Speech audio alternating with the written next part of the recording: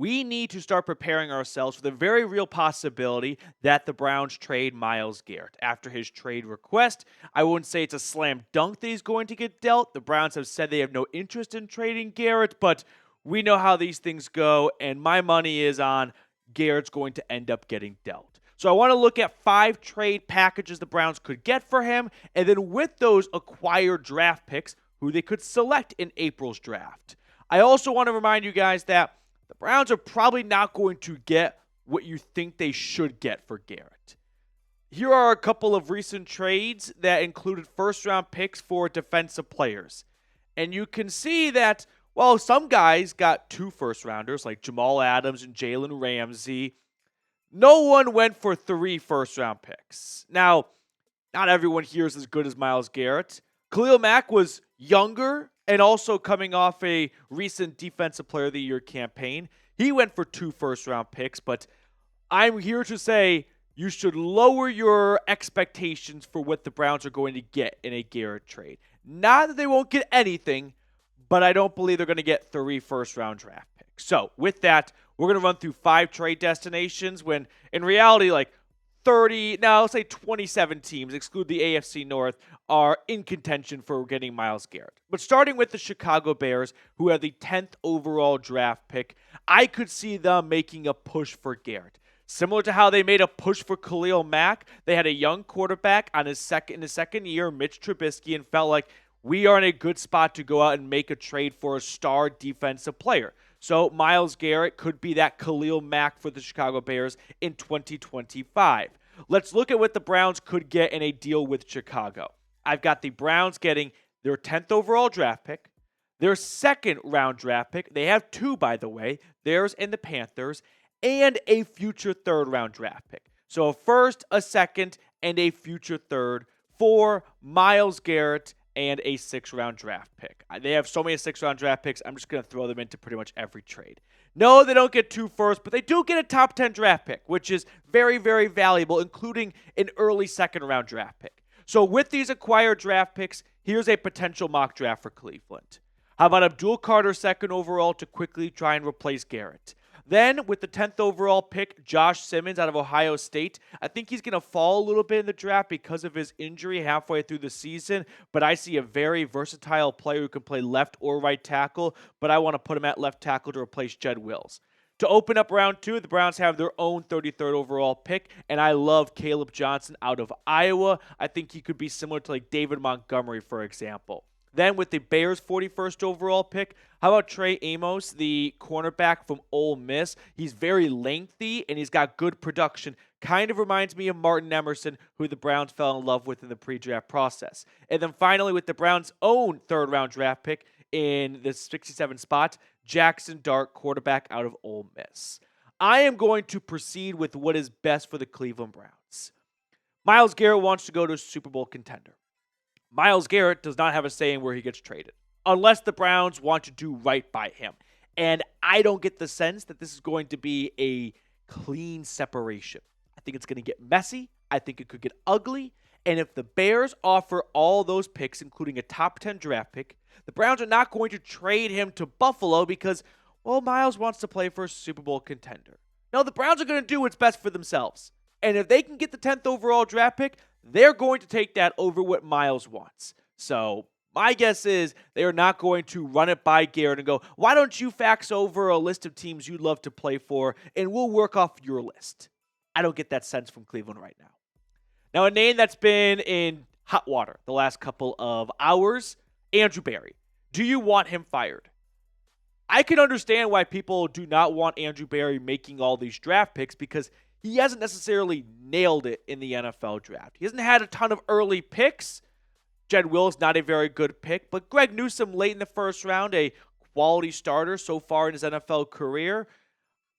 I don't think you're going to see a Berry firing in February.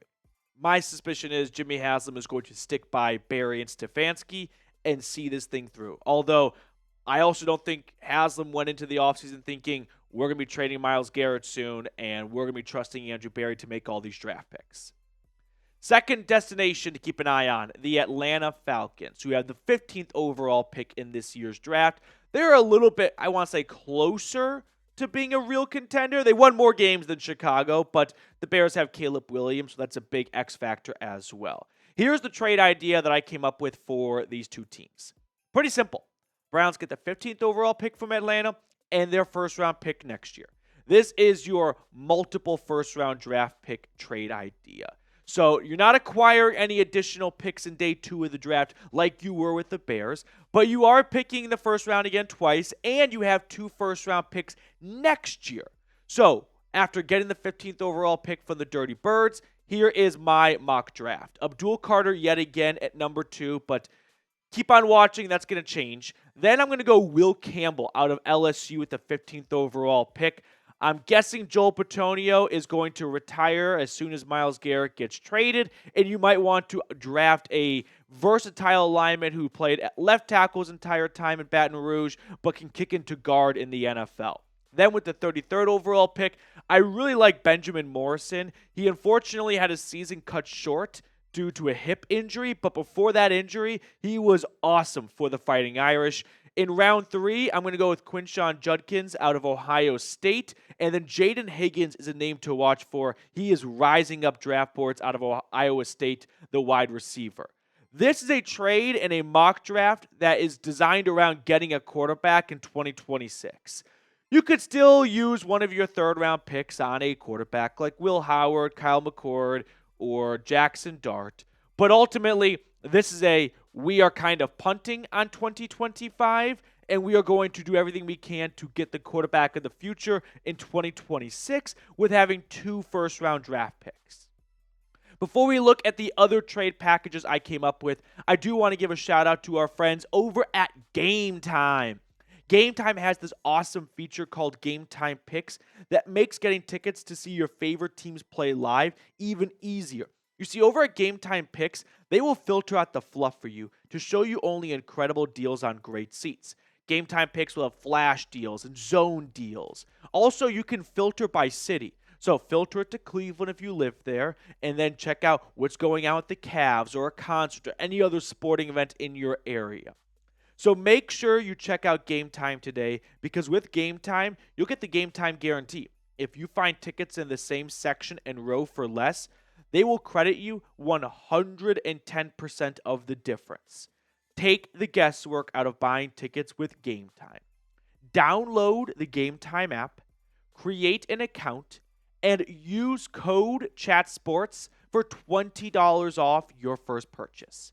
Terms apply. Again, create an account and redeem code CHAT Sports for $20 off. All that information is in the comments and description of today's video. Download Game Time today. Last minute tickets, lowest price guaranteed. Moving on to our third trade destination, let's go with the Chargers at pick number 22.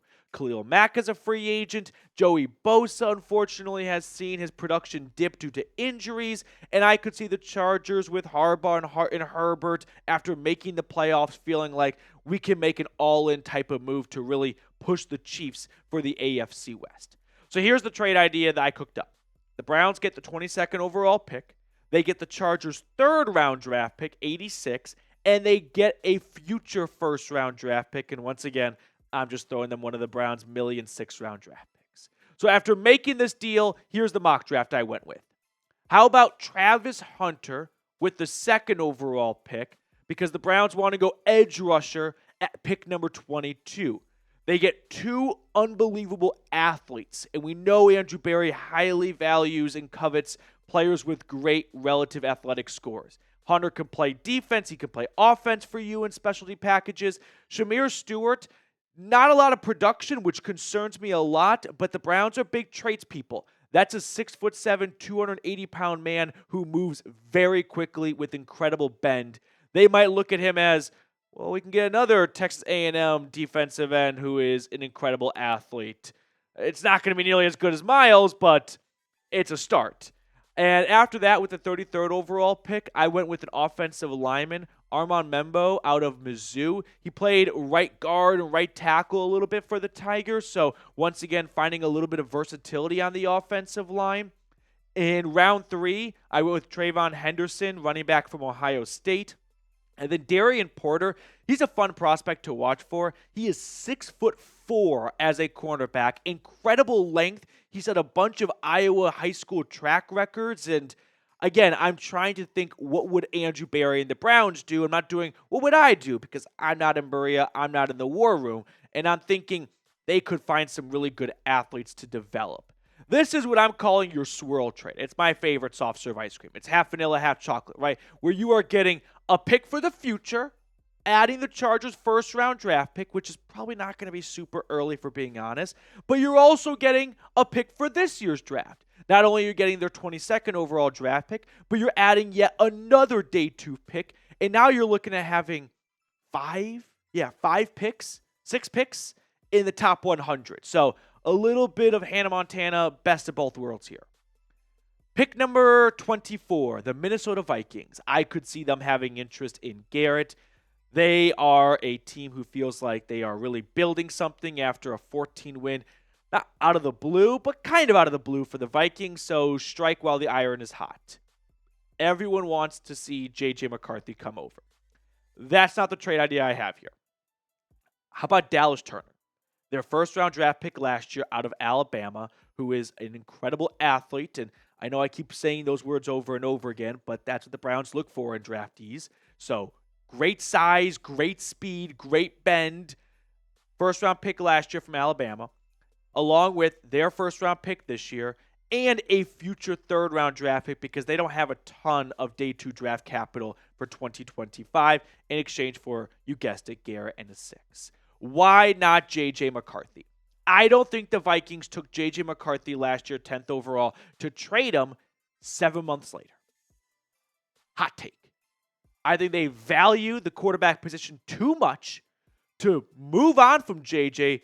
after one preseason game in which he got injured in, and never see the player that they spent so long scouting and preparing for because of a potential flash-in-the-pan year out of Sam Darnold. I do not get the sense they are going to give up on JJ. Not even give up. Not even try, honestly. He never even played a single snap in the regular season this quickly. So, no, don't get your heart and your hopes up for McCarthy. Although I do think it would be a potential Hail Mary and like get out of jail free card if you were to land McCarthy and he turns out to be your next franchise quarterback. That'll make losing Garrett a little bit easier, probably a lot easier, but I'm not sinking my teeth into this one because it doesn't seem realistic to me. Dallas Turner, on the other hand, I could see the Vikings going, all right, we'll swap you our first-round pick last year for Myles Garrett.